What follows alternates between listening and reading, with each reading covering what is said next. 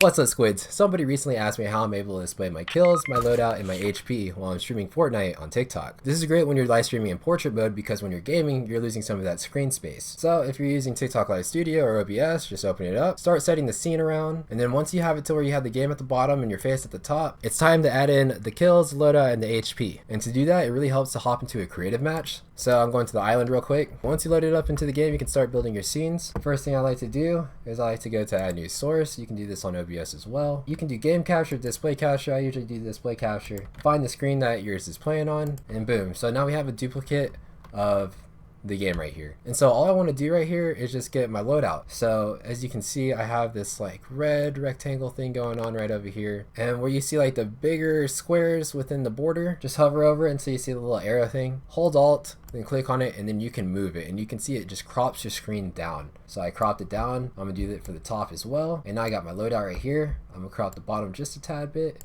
boom, and then I can upscale this, and look, now right here, I just have my loadout. Fine tune this a little bit, can descale it just a tad bit, and I'm gonna move it right here. And now if I want to do that again, just go to add source. We're gonna go to display capture again, boom, add source, and as you can see, it duplicates another display. And just do the same thing, go to the little red boxes, hold alt, go down. But I have my TikTok Live Studio kind of in the way on this one. Then I can upscale it like so, and I have my HP gauge. And now people have an idea of how much health I have and what my loadout is. And if you want to do the same thing, you can do the same thing for your mini map for my viewers to see right here.